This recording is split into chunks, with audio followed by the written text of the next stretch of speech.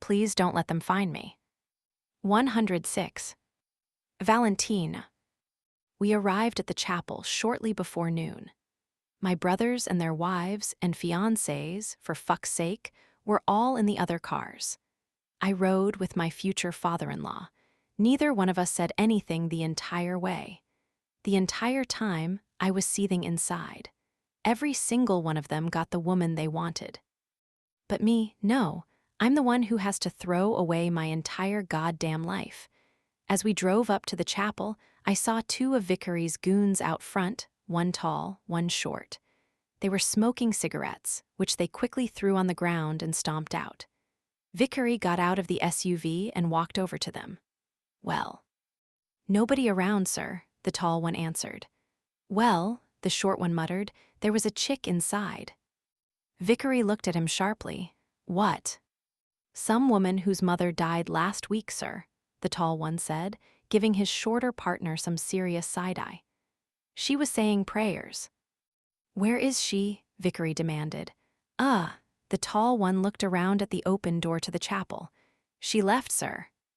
She left? Vickery asked incredulously. You didn't throw her out. The tall one winced. She was just some woman saying prayers for her dead mother, sir. Idiots, Vickery snarled, then walked back towards me. I fucking told you, the short one muttered to the tall one under his breath. Problems? Niccolo asked as he got out of his car. No, Vickery answered. No problems at all. Suddenly, I heard an engine in the distance. I looked over to see a silver car heading for the chapel. Vickery's men went for their guns. Calm yourselves, he said loudly. That'll be the priest. Everyone watched as a silver Rolls-Royce pulled up beside Vickery's fleet of vehicles, and a chauffeur in a suit hopped out. When he opened the rear door, an elderly man got out. He wore black velvet robes with a red succhetto, the traditional skull cap worn by bigwigs in the Catholic Church. Your Excellency, Vickery said as he bowed his head to the priest. Signor Vickery, so good to see you on this blessed day, the old man said. I trust you have what we discussed. Vickery handed the man a fat envelope, which disappeared into the priest's robes. Very good, the old man said. Then he looked at me and winced. Good heavens, boy, what happened to your face? The bottom of the Mediterranean, Padre, I said. Oh, you're the groom, I presume. Yes, Vickery answered for me. And the bride. My daughter will be along any moment. Wonderful. In that case, I'll go ahead and prepare for the ceremony. The old man hobbled inside the chapel as the chauffeur stayed outside with the rolls. In the distance, half a dozen black cars came from the direction of Don Vickery's compound. My family are here, he announced. The cars pulled up next to the rolls, and everyone inside spilled out. First, there was Rocco. For once, he was dressed in a suit. He walked towards the chapel with a woman carrying a screaming toddler. As he passed by me, he looked at my face and smirked. He was less confident when he faced his father. He apparently hadn't wormed his way back into Don Vickery's good graces quite yet. Ciao, Papa, I'm gonna go inside and… Wait here for Nana, Don Vickery snapped. Your wife can go in. Rocco sheepishly obeyed, gesturing for his wife to go inside. Next were the sisters, Abriana and Marcella, and their brood of children. Accompanying them were their husbands, two of Rocco's henchmen I'd seen in Pizzallo and Gela. They all followed Rocco's wife into the chapel.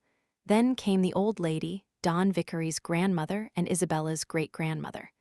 Vickery helped her out of the car and walked her over to Rocco. As she passed by me, she gave me a sunny smile. Even though I felt awful, I did my best to smile back. Then Rocco took her arm and helped her up the steps of the chapel. 107. Katerina. As I sat in the confession booth, my heart pounded in terror as I listened to the cars drive up outside. Please, Mother Mary, please don't let them look in here, please. She must have interceded with God on my behalf, or at least convinced him to temporarily overlook my sins, because no one bothered to check the confessional.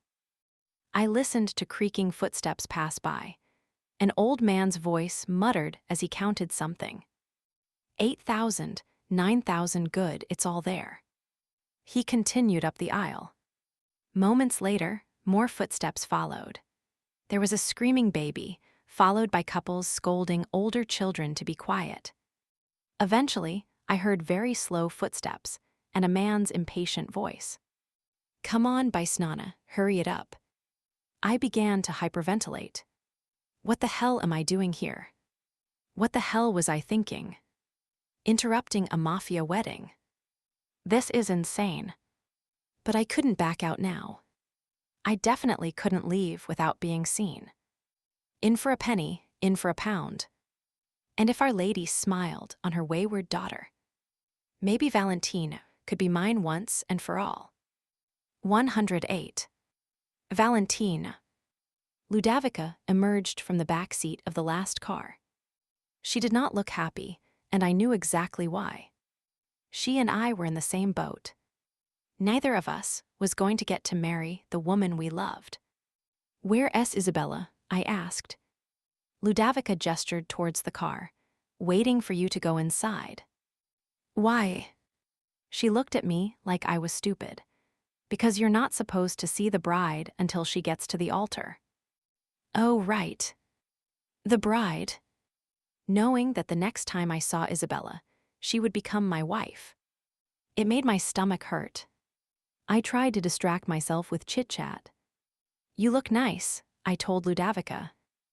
Thanks, she said glumly.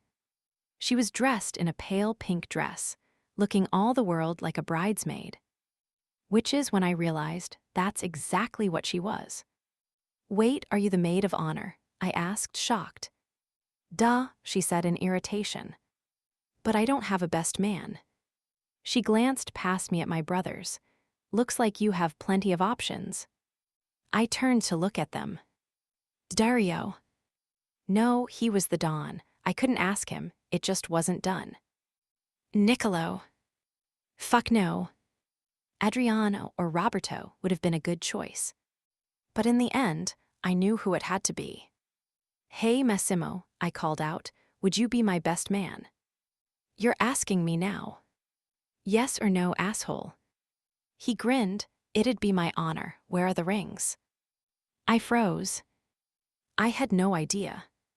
Here, Don Vickery said as he walked over and held them out in the palm of his hand.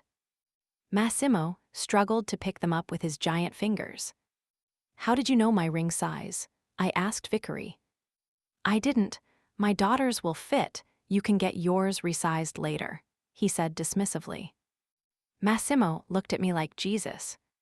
Vickery leaned in close and said in a voice only I could hear, Don't fuck this up.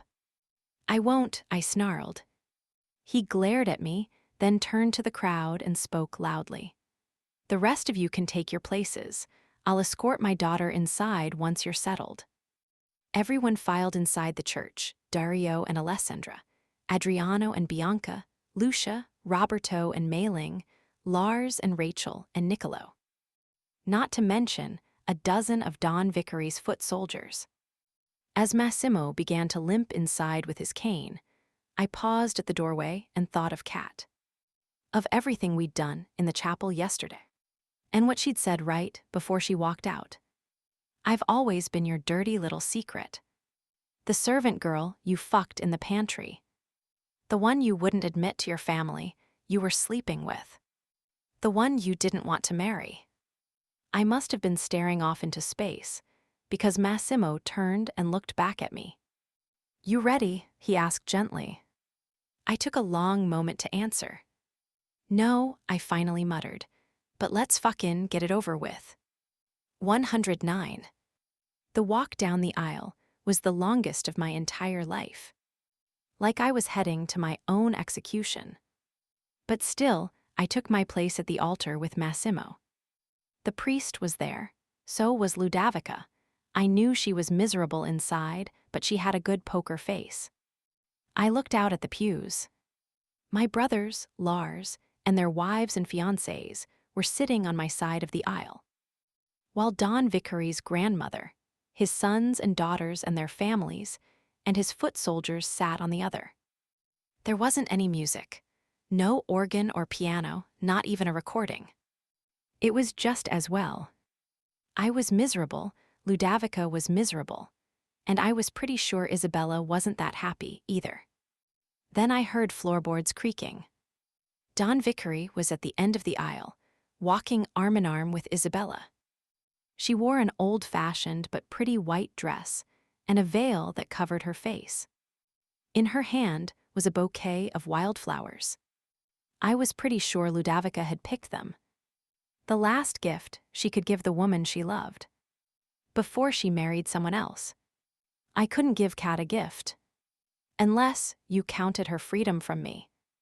I watched somberly as Isabella and Don Vickery made their way up the aisle. To my left, I saw movement.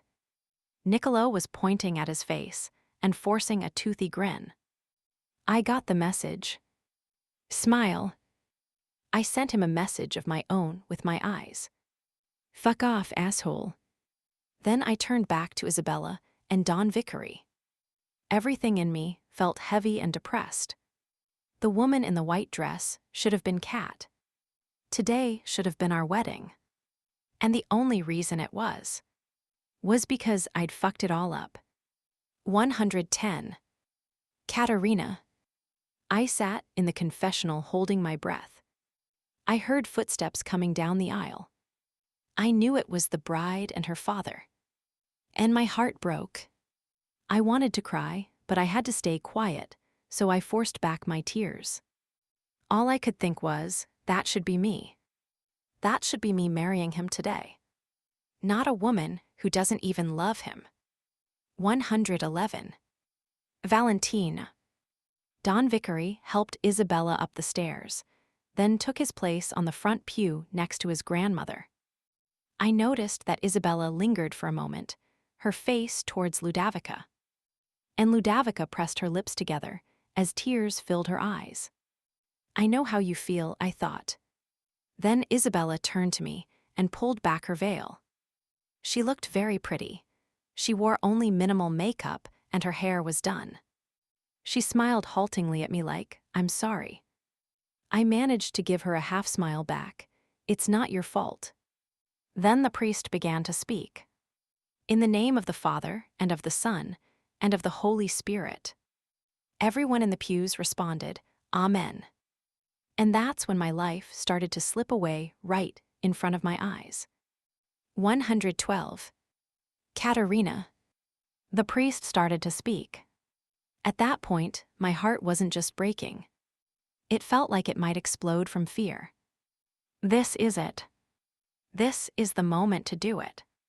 This is when I should run out there and yell, he can't marry her because he loves me. But I didn't. I couldn't move. I just sat there, terrified and silently wept. 113. Valentino. The priest started reading Bible verses, all about God making man in his image, then creating woman. There was other stuff, but I tuned it out. All I could think about was Kat, and how I could have married her back home. About how she knew I'd said no, when Dario offered me a chance. And how that must have broken her heart. But she still stuck by me. She risked everything to come to Sicily to be with me. She begged me, over and over, to run away with her. But I'd always said no. Why? Because I had to do it for the family. We didn't know if Massimo and Lars were alive or dead. And if Roberto didn't come through, we'd be too broke to fight Fausto. But Massimo was alive. He was right behind me. Lars was alive too. And Roberto had gotten the money. In short, all the reasons Niccolo had arranged this marriage. None of them applied anymore. And yet I was still going through with it. Not to mention Massimo, Lars, and Roberto all got to choose the women they wanted to be with. Not me. No, Niccolo had decided that for me. And I fucking hated him for it. But, as I stood there listening to the priest drone on and on, I realized that it was Niccolo's fault. Not really. Yeah, he'd arranged it all. But I kept blaming him because I didn't want to take responsibility. I had the chance to marry Kat. I had the chance to run away with her. I had the option to say no to my family. I could have said, I love her and I want to be with her, and I'm not marrying Isabella, and that's that. But I didn't. Because, in the end, I was the piece of shit in all of this. Weeks ago at dinner with Don Vickery, I'd stood up to the fucker when he was an asshole to Isabella. Because there was an unspoken rule. A man who won't stick up for his woman is a piece of shit, unworthy of respect. And yet, I hadn't stood up for Katerina.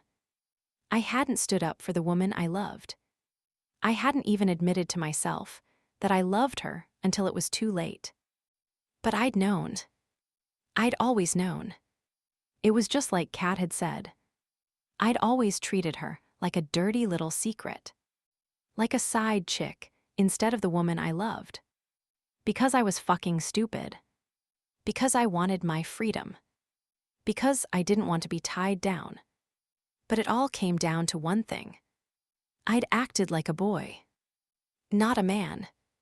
I'd failed the ultimate test of being a man, and the only one that fucking mattered. I hadn't treasured the woman I loved. I'd let her down over and over and over again. Kat had never let me down, not once. But I'd failed her every single time. I'd been stupid. And immature. And selfish. And I fucking hated myself for it. It was Niccolo who was to blame. It was me. And now I was going to pay for it for the rest of my life. 114. Katerina. As the priest kept going on and on, I silently screamed at myself. Gio. Do it. You coward. But something held me back. At first, I thought it was the fear of walking out there, in front of Don Rossellini and Niccolo.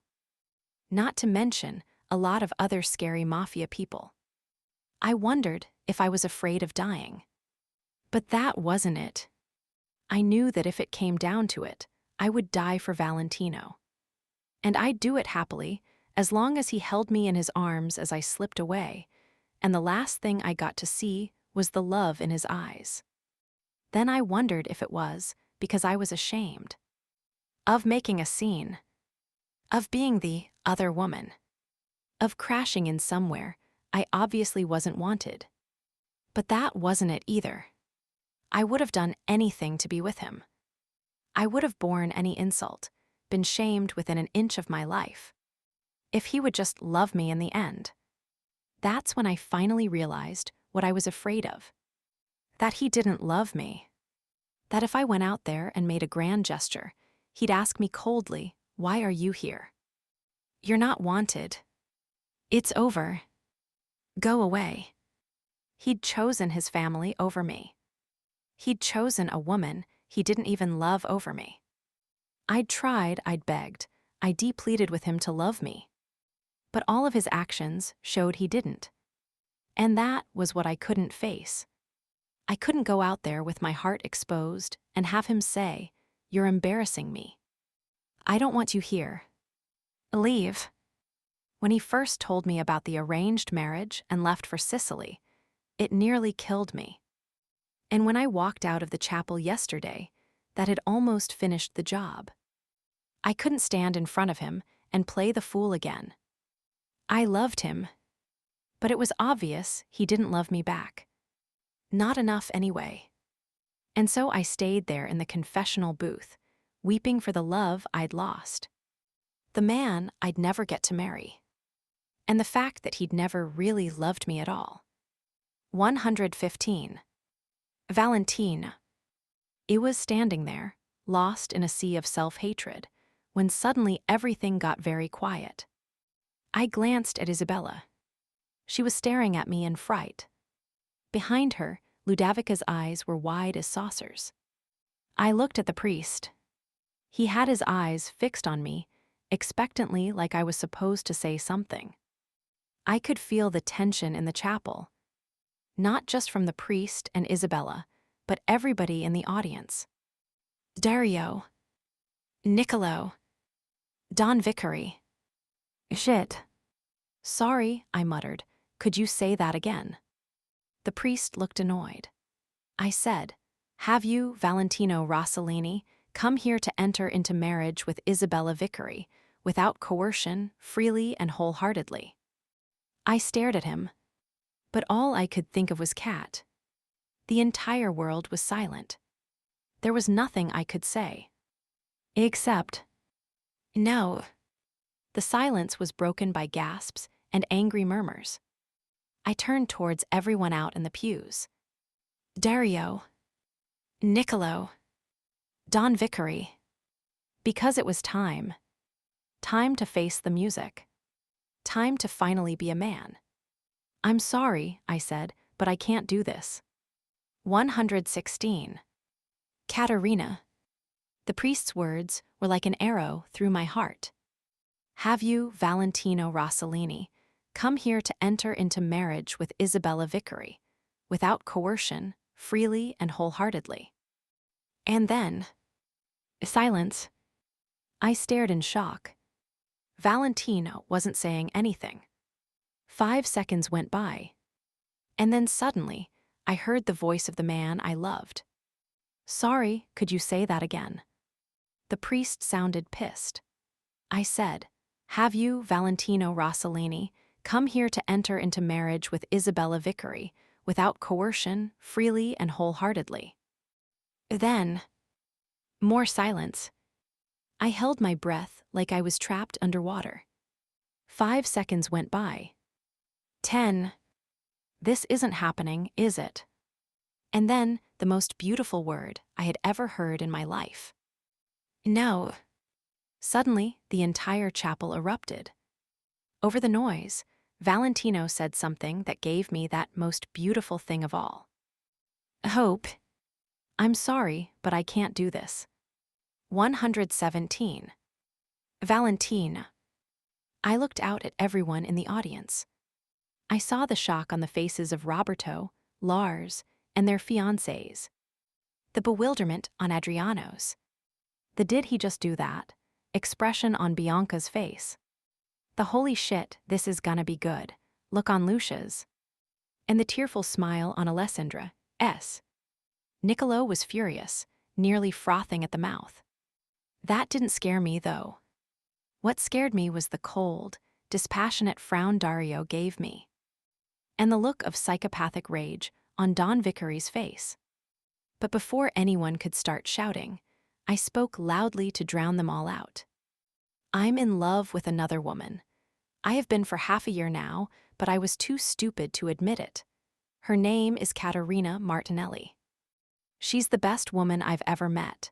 She's kind and funny and beautiful and loyal and brave, so brave. She risked everything for me.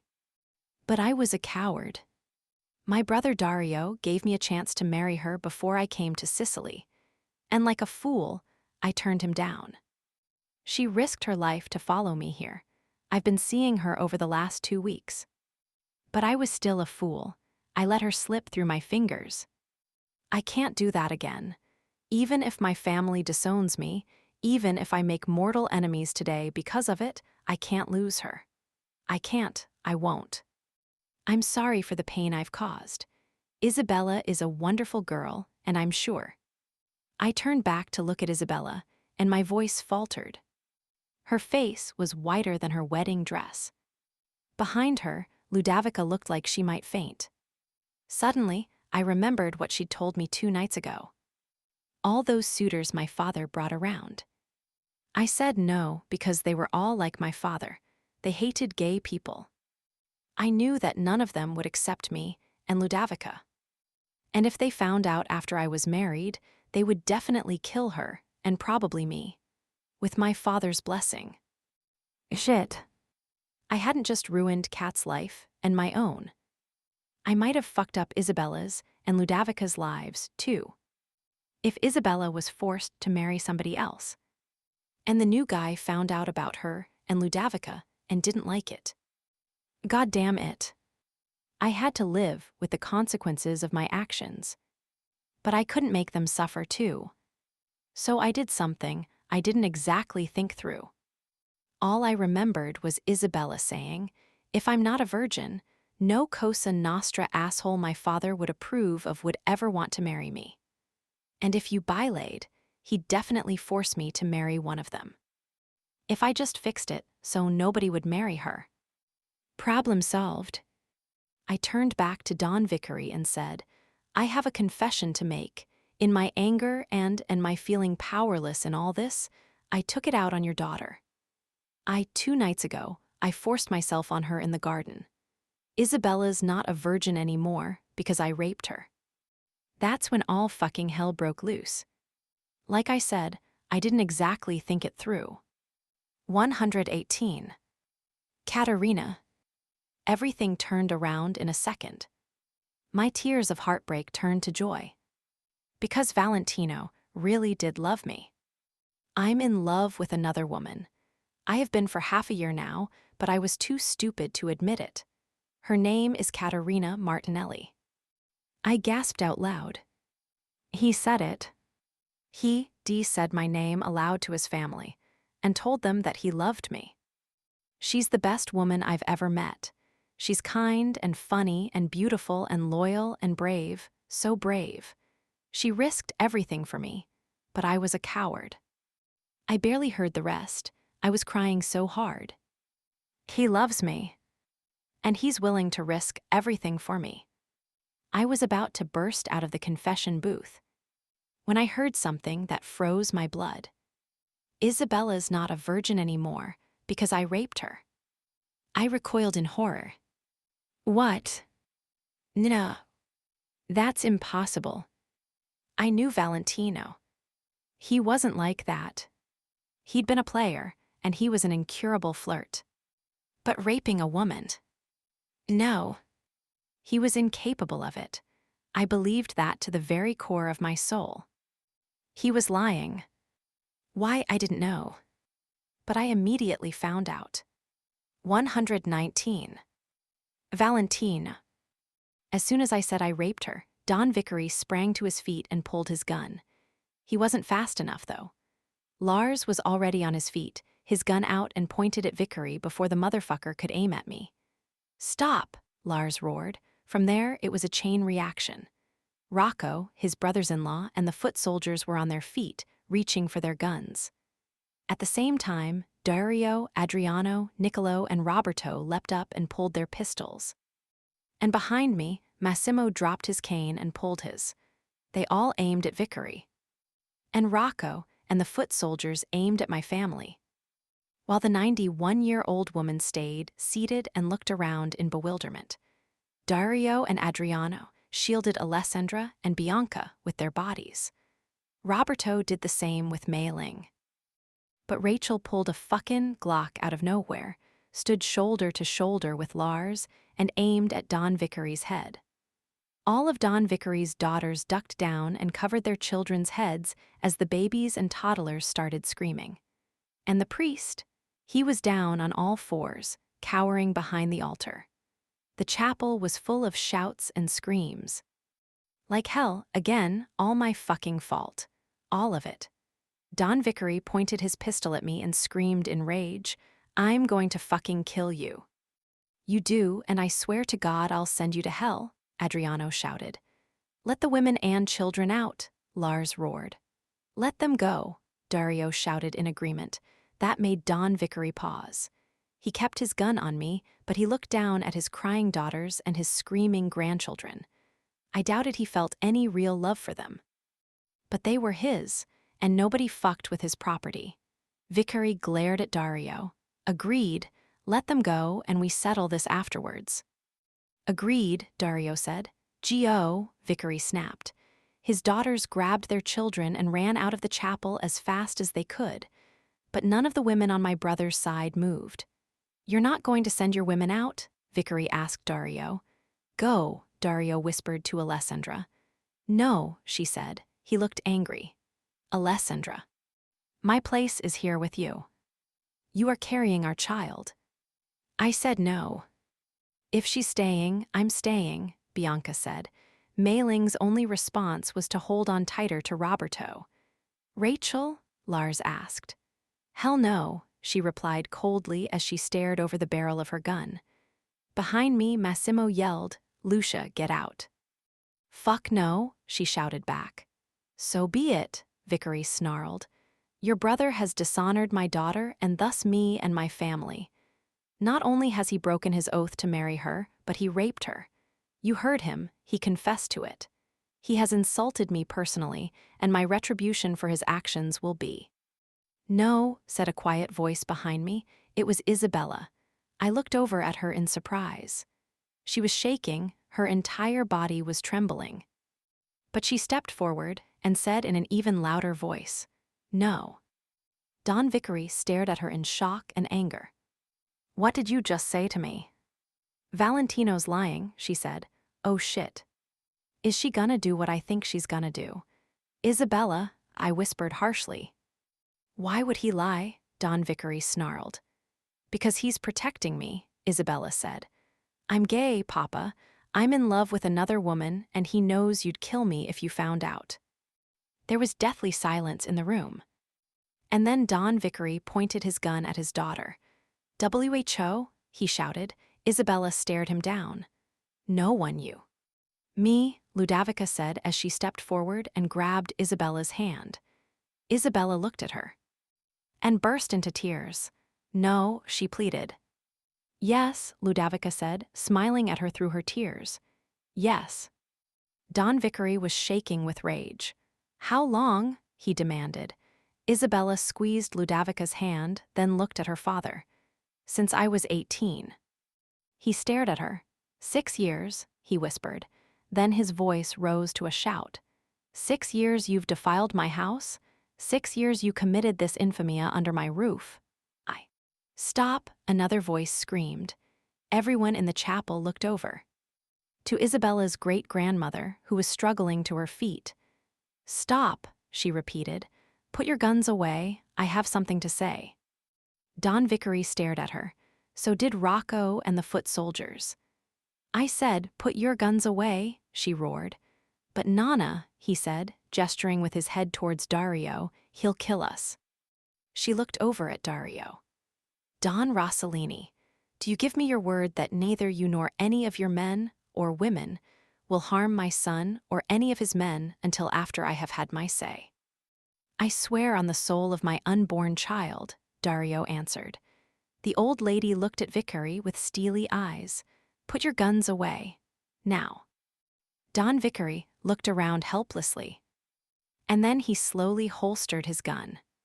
"Do it," he ordered Rocco and his men. They all looked at each other in bewilderment. "Do it," Vickery shouted. They all holstered their guns. Dario put his away. "Everyone with me, do the same." Massimo, Niccolo, and Roberto hesitantly put away their pistols. Adriano and Lars held out the longest, but when Dario glared at them, they complied. The last holdout was Rachel. "Babe," Lars whispered. "You gotta be kidding me," she whispered back. "Babe," Lars said more insistently. Rachel grumbled, then put away the Glock. "Good," the old lady said. "Good." 120. I watched in amazement as the old woman hobbled up the steps to the platform. Rocco tried to help her, but she angrily swatted his hand away. She walked over to Isabella, who was shaking all over. I swear, she seemed more frightened than when her father was pointing a gun at her. Probably because, of all the people in the world, she didn't want to disappoint. It was her great-grandmother, but the old lady smiled at her kindly, nodded, and then turned around to face her grandson. "As you know, I had an arranged marriage too," she said to Don Vickery. "I was only 18 on my wedding day. I was a good wife to your grandfather. I gave him 6 children and I was faithful to him all my life, but I never loved him. I came to love him in a way, I suppose, but I loved someone else. A girl from my village. Her name was Constantina." There was a quiet gasp from Rocco and the foot soldiers. Don Vickery just stared up at her, bewildered. Back in those days, our feelings for each other were considered an infamia. My father would have killed us both if he knew. The old lady glared at her grandson. "It seems not much has changed." The night before my wedding in this very chapel, Constantina begged me not to go through with it. She wanted me to run away with her. I refused because I was frightened of what would happen to us. And I married your grandfather the next day. 2 weeks later, Constantina hung herself. Tears welled up in the old lady's eyes and trickled down her wrinkled cheeks. Isabella sobbed, and she and Ludovica clutched each other even more tightly. The old lady's pained expression turned to rage. So I will be damned if I let you, or any other man, take away my great-granddaughter's happiness.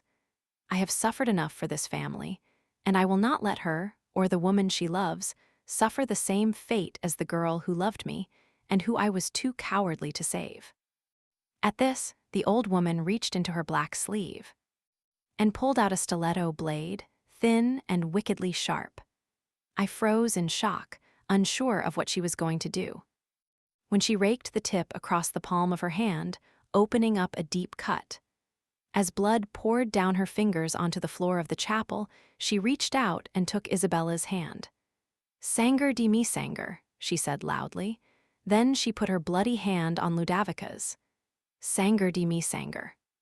Then she turned and hobbled over to me. For a second, I was afraid she was going to plunge the blade into my heart. But instead, she reached out for my hand and clasped it in hers, covering my fingers with her blood. "Sanger di mi sanger." She turned back to Don Vickery. "These three are now protected. They are sanger di mi sanger.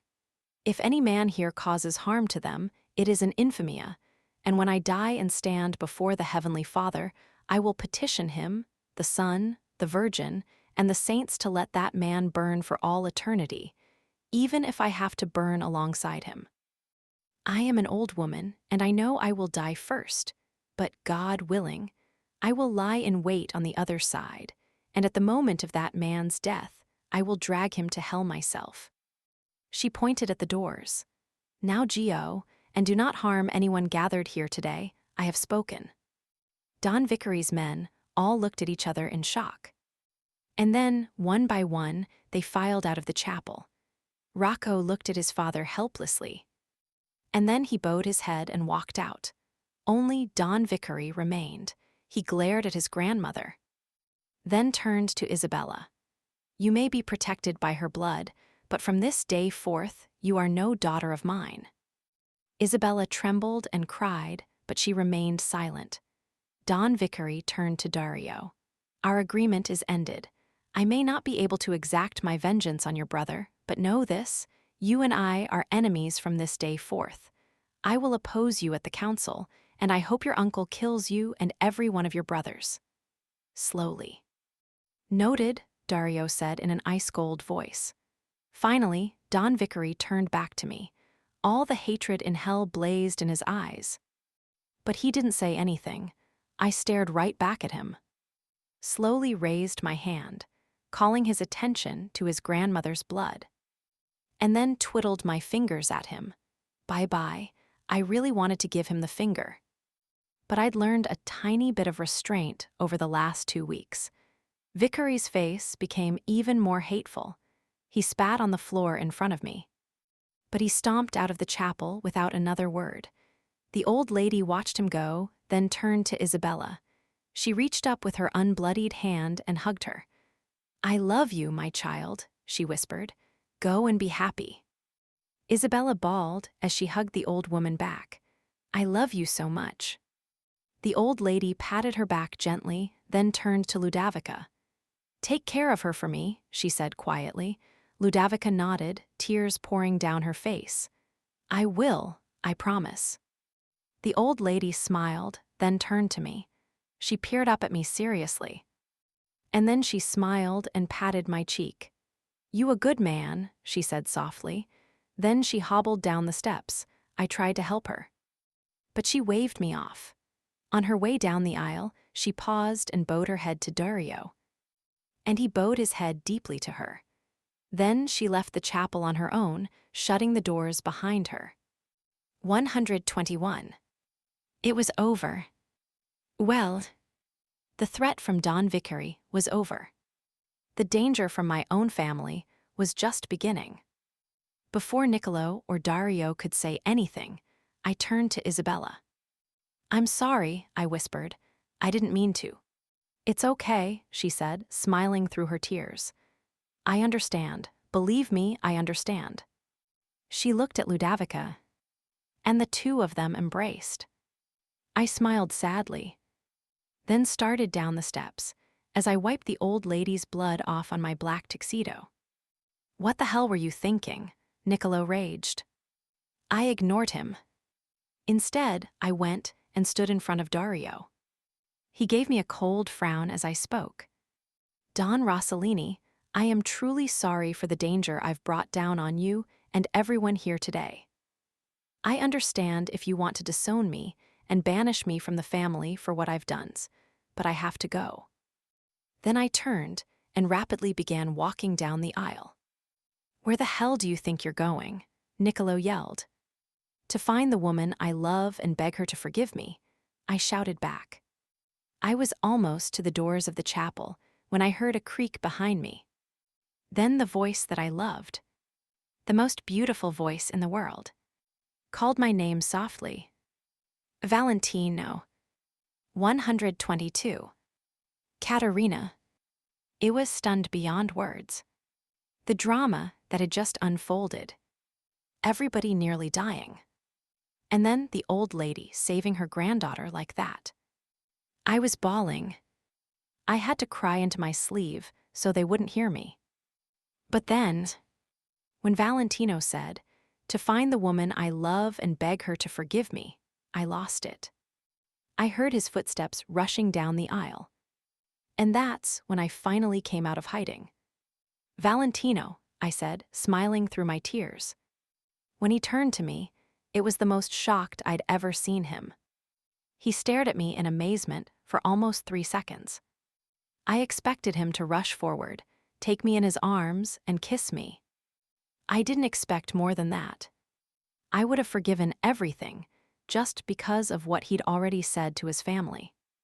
He did rush towards me, but instead of taking me in his arms, he dropped on both knees in front of me and took my right hand in both of his. "Caterina," he said, gazing up at me with pain in his face. I was a fucking idiot. "I am so sorry for everything I've done. I'm sorry for every time I made you feel second best. I'm sorry that I treated you like a secret when you were the best thing that ever happened to me. I should have been there for you like you were for me, but I was. I loved you from the moment I saw you. I know that now. I was just too stupid and immature to admit it. I want my entire family to know that you're the woman I love, that I've always loved, and that I know I don't deserve you. I am so sorry for every time I've hurt you. And I am begging you to give me another chance. Please let me be the man I know I can be, the kind of man you deserve. I will be faithful to you for the rest of my life. I promise to always be there for you, the way you've always been there for me. I swear to always put you first, before anything or anyone else. I will treasure you and cherish you and prove my love to you every day for the rest of my life, if you'll let me. I know I don't deserve it, but I'm asking you to forgive me and to give me one more chance to make it up to you. And I know I really don't deserve it, but please, Caterina Martinelli, will you marry me?" By the time he got to "I'm sorry for every time I made you feel second best," I was crying. When he said, "Let me be the man I know I can be, the kind of man you deserve," I was sobbing. And by the time he asked me to marry him, I was bawling my eyes out. As he looked up at me, both pain and hope in his eyes, I nodded and smiled through my tears. "Yes," I whispered. That's when he jumped up, took me in his arms, and kissed me like he never wanted to let me go. 123. Valentine. When she said yes, it was the happiest moment of my entire life. I grabbed her, kissed her like there was no tomorrow, and then pulled back. "I love you," I said, like my life depended on her knowing I meant it to the core of my soul. She smiled and laughed through her tears. "I love you too." Suddenly, there was an eruption of applause behind us. We both looked over to see a lot of people smiling and clapping. Alessandra, first and foremost. She had tears streaming down her cheeks, so was so happy. All the women, Bianca, Lucia, Rachel, Mei-Ling, Isabella, and Ludovica, were clapping and grinning. And Massimo, Roberto, and Lars were smiling too. Adriano gave me a look like, "Damn, son, you got some balls." Niccolo was furious, as I expected. But it was Dario who unnerved me the most. He just stared at me with a slight frown. "Come on," I whispered to Katerina as I held her hand and took her with me back to my family. I could tell she was afraid, but she came nonetheless. I stopped in front of Dario. "Don Rossellini, I beg your forgiveness," I said nervously. "I know I went against your orders, and I'm prepared to bear whatever the punishment may be. But I ask for your blessing to marry the woman I love, Katerina." Dario looked at me, looked over at Katerina, and then Alessandra tugged on his sleeve with a face like, "Come on." The corner of Dario's mouth turned up with the tiniest hint of a smile, and his eyes softened. "You have my blessing," he said. Without thinking, I launched myself at him and hugged him. He laughed and hugged me back. Alessandra wrapped her arms around both of us. "Jesus fucking Christ," I heard Niccolo seethe, but I ignored him. Instead, I pulled back and said to Dario, "And with your permission, I'd like to marry her right now." "Now," Katerina gasped behind me. I turned and grinned. "Why not? We have a church and a priest. I don't want to waste one more second." Katerina looked at me wide-eyed. Okay." I looked at Dario. "I have your permission?" He gave me the same half-smile. "Yes, but I think you need someone else's permission as well." He gestured with his head towards the altar, where Isabella stood with Ludovica. He was absolutely right. I ran up the steps, towing Katerina behind me. "Isabella," I said, "I know this was supposed to be your wedding day, but can we?" "Yes," she said with a huge smile. "Yes, of course." Katerina cried out with happiness, "Thank you."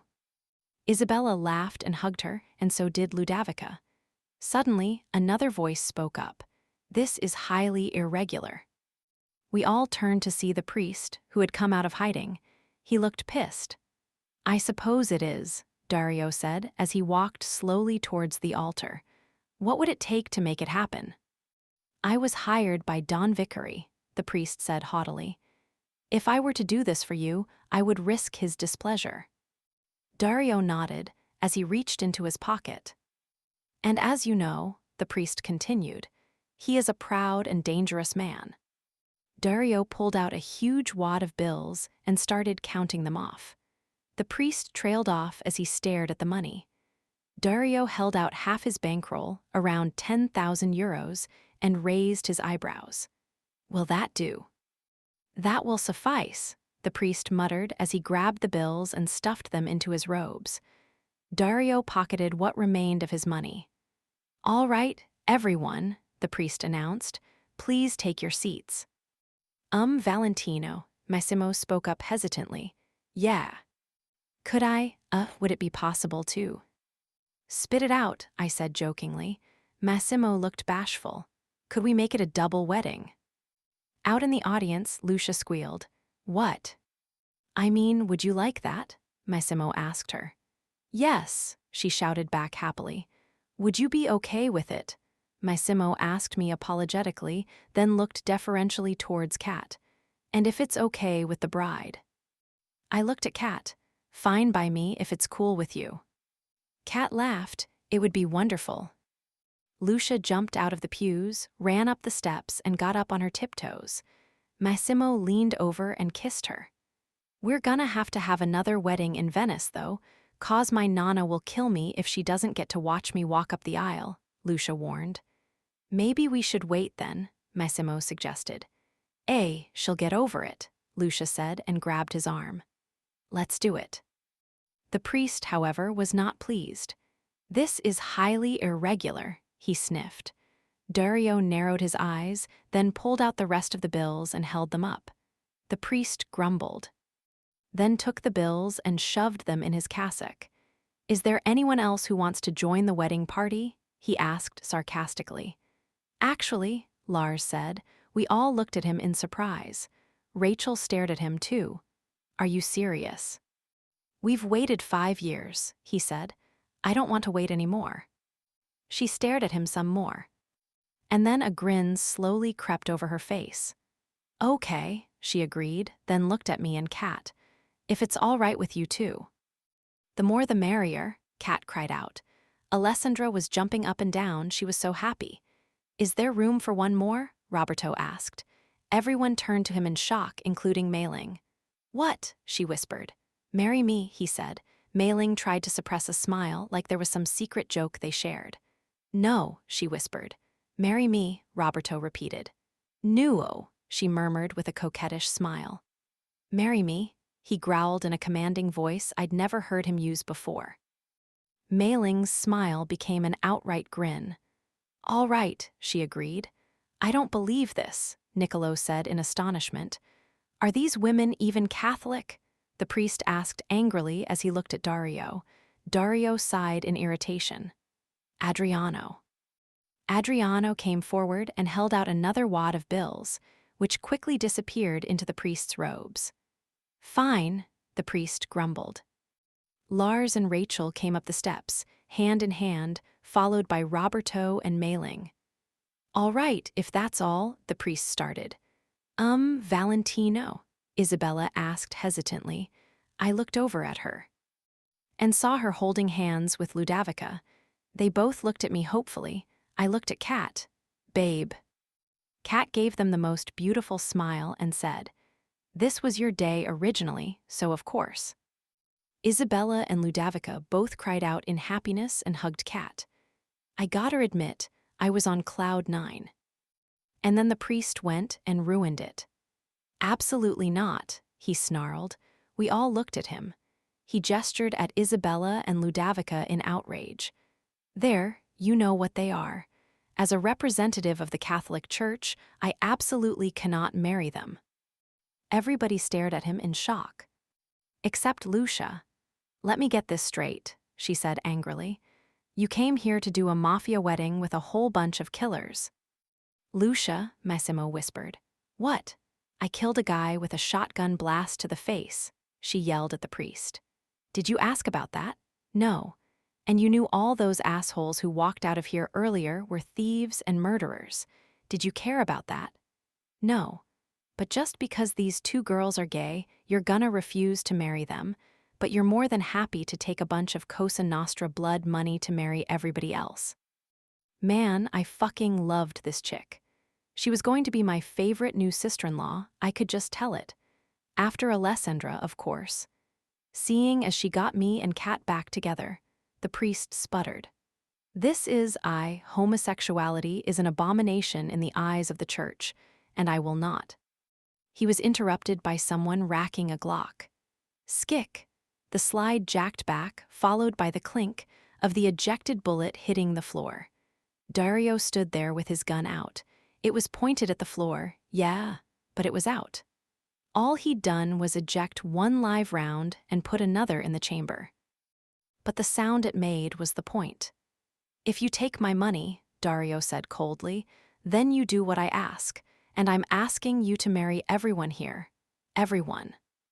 On cue, Lars, Rachel, and 3 of my brothers, Adriano, Roberto, and Massimo, pulled out their guns and racked the slides, too. Skick, skick, skick, skick, skick.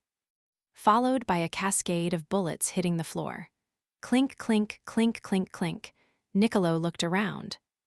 Grumbled, what the fuck? And pulled out his gun and racked the slide, too. The priest stared in shock. Then forced a smile. Dearly beloved, we are gathered here today. 124. It was an awesome wedding. It was an even better wedding reception. We got married in Risitano, but afterwards we went to the other side of Sicily, as far away from Don Vicari as we could get. The old lady came through for us a second time because 3 empty cars were waiting for us outside the chapel.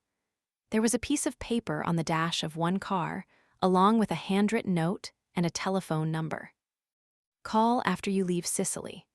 Lars and Rachel checked the cars out thoroughly for bombs, but after they were satisfied, we drove 3 hours and found a little village in the middle of nowhere.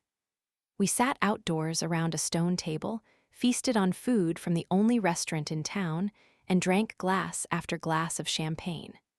Kat sat on my lap, her arm draped lovingly around my shoulders.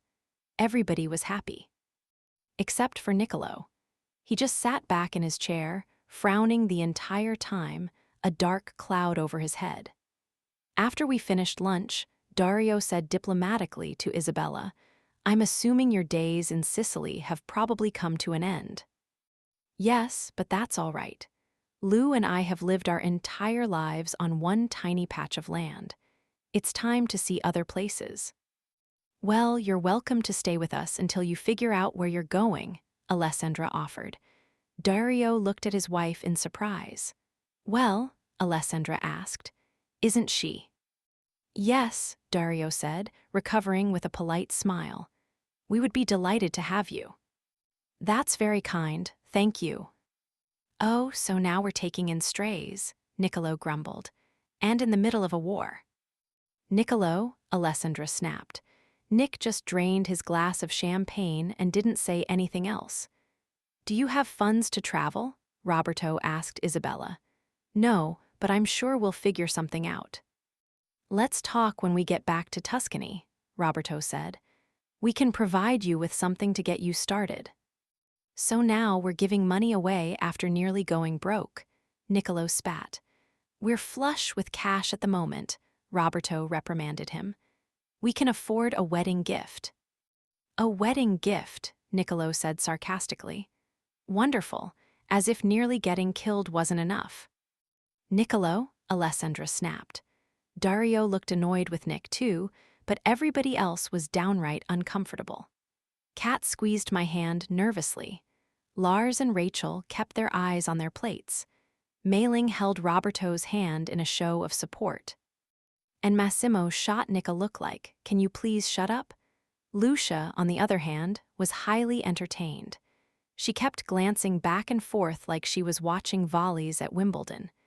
Isabella looked embarrassed. "I'm very touched by your offer, but we don't want to be a burden." "Nick's not pissed at you, Isabella," I said loudly. "He's angry at me. So Nick, why don't you and I take a little walk and hash this out, huh?" "Gladly," Niccolo snarled. Kat looked at me in a panic as I lifted her off my lap and stood up. I gave her a wink. "Don't worry, I got this." Once again, I was going to have to face the music for what I'd done. But after what had gone down in the chapel, this would be a piece of cake. I walked over to a nearby alley with stone walls covered with vines. Niccolo followed right behind me. "If you've got something to say to me, say it," I said in a low voice. "You disobeyed my orders over and over," he hissed. "You deliberately sabotaged everything, and you could have gotten us all killed." "Yeah, well, it worked out." "By the grace of God and an old Sicilian woman," Niccolo snapped. "Dario should throw you out of the fucking family." I stood there in shock like he'd sucker punched me. Back in the chapel, I told Dario I would bear any punishment he doled out, including being disowned and banned. But deep down, I didn't really think he'd do it. However, I knew Niccolo would. "Is that what you're going to recommend?" I finally asked. "As his consigliere." "Because of what you did, we can never trust you again," Niccolo fumed. "When the chips are down, we have no idea if you won't go rogue again and fuck us all." "That's not what I asked," I said coldly. "Are you going to recommend Dario disown me?" "I'm going to strenuously suggest he consider the option," Niccolo snapped. "If Nick was really going to push for me to be banned from the family, then fuck it." I wasn't going down without a fight. "Fuck you," I hissed. "You fucked up." Nick gave an ugly laugh. "By trusting you, absolutely." "No, you fucked up because you got everything wrong. Lars is alive, Massimo's alive. Roberto got the money, everything's fine." "No one knew it would turn out that way." "Yeah, but when it did turn out all right, you were still going to sacrifice me, even when it wasn't necessary. We made an agreement. And I was the one who was going to suffer for it. I did what I did to give this family a fighting chance against Fausto. Yeah, as long as you didn't have to pay the fucking price. Nicolo's face hardened. Well, now we're all going to have to pay the price. Do you realize what kind of an enemy you made today? He can't kill me, I smirked as I held up my hand. And what about the rest of us? Nicolo raged. We didn't get a pass from the old woman, did we? I shifted uncomfortably. Vickery wouldn't do that, not after what his grandmother said. Maybe not directly, but that doesn't mean he can't help other people kill us. You stupid, self-centered little. Consigliere, a voice said darkly. We both turned to see Dario standing there. He gestured with his head. Take a walk. Nicolo scowled. I was only. I said take a walk. Nicolo clenched his jaw, glared at me one last time, and then walked out of the alley. Dario waited until Nick was gone, then strolled over to me with a half-smile on his face. You two were really going at it. He was ripping me a new asshole, I admitted. Yes, I heard, and he has a point. My stomach dropped. I knew this moment was coming, and I had been dreading it, but now that it was here, I had to face it with courage. Don Rossellini, I said humbly, I fucked up. I disobeyed your orders, and I beg you to forgive me. All I can say in my defense is I was in love, and I was too stupid to know it when you offered me the chance to marry Caterina. If I had been smart enough then to. She's your sola e unica, Dario said quietly, your one and only. Yes, she is, and I was too dumb to know it until it was too late. I'm begging you, please don't. He held up one hand. I immediately shut up. Then he smiled kindly. You've done a lot of growing up since I saw you last. I guess I have. I knew you were in love with her when I made you that offer, but I could see you didn't know it yet. I nodded, you're right. Dario clapped me on the shoulder, then put his hand affectionately on my neck. It's your wedding day, Valentino, and my gift to you is this. Because you were in love with a woman you were willing to risk your life for, I will forgive your disobedience. Relief flooded my body. Don Rossellini, thank you. Suddenly his hand tightened on my neck. When he spoke, his voice was steely, and he stared into my eyes with a look that chilled me to my soul. But do not ever do it. Again, understood. I swallowed hard. Never again, Don Rossellini. I swear it on my love for Caterina. He peered into my eyes for a long moment. And then he gave me a kind smile. All right, come on, let's go celebrate. It's your wedding day after all. And he put his arm around my shoulder and hugged me as we left the alleyway. 125. Caterina. I watched nervously as Nicolo and Valentino walked off. I was incredibly scared for him.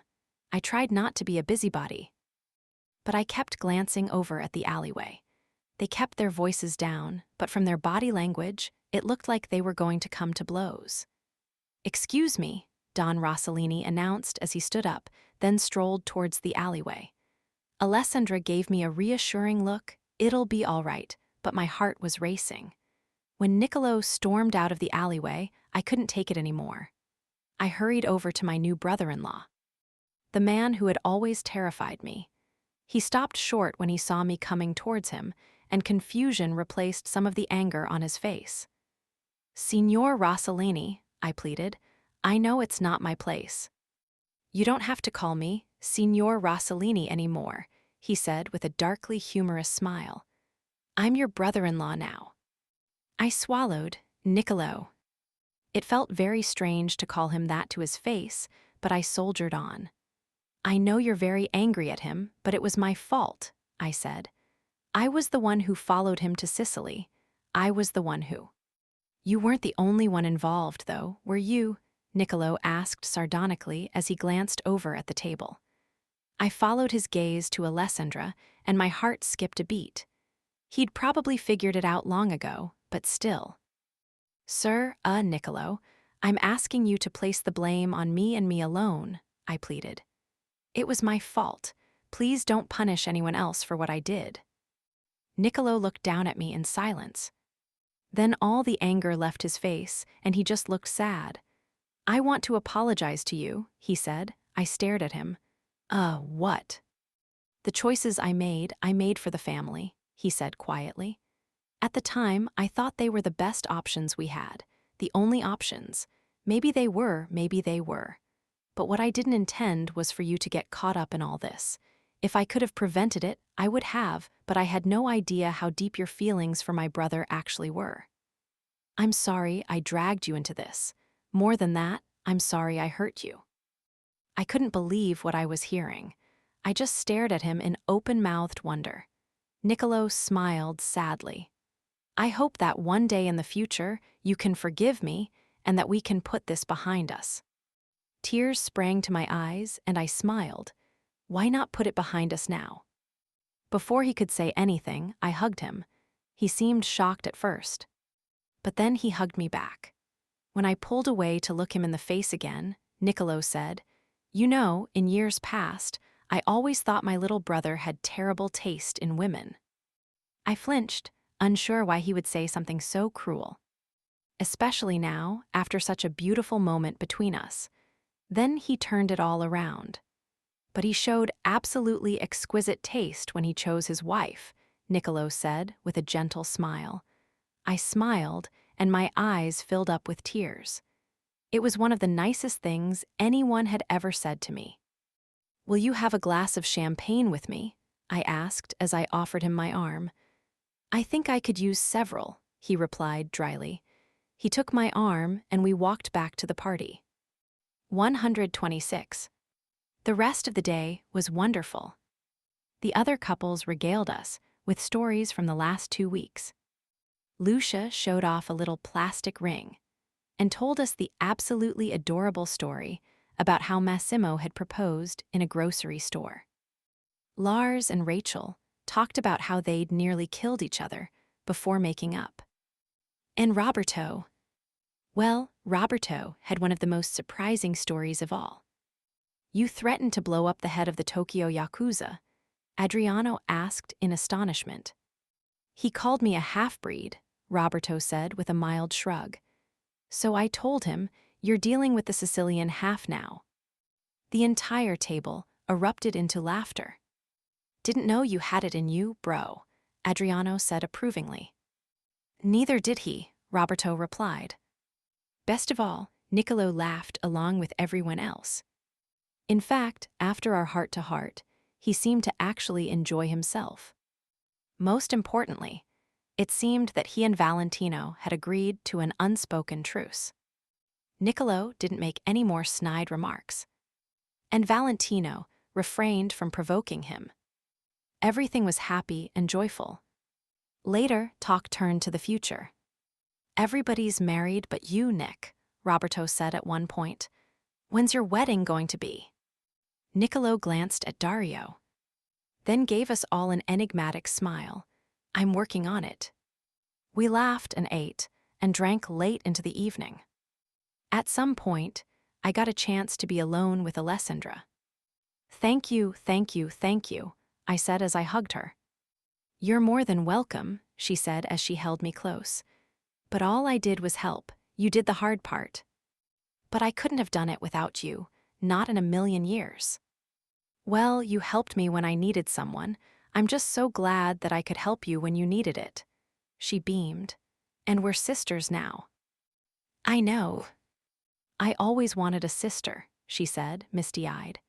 "Bianca's wonderful, and the others seem great, but I'm so happy that you're my sister and my best friend." We hugged each other and cried and laughed, and everything was wonderful. Finally, as Dario, Niccolo, and Lars discussed plans for how to get everyone back home to Tuscany, Valentino tugged at my arm and led me away from the table. "What?" I asked. "How about we go start the honeymoon early?" he asked with a devilish smile. "What?" "I was thinking maybe we could go find a pantry somewhere. Have our first time as a married couple be like our very first time." I looked at him in shock, and then a grin crept over my face. "You're on," I whispered. He laughed, took me in his arms, and kissed me. And that was when I realized maybe fairy tale endings do happen to girls like me.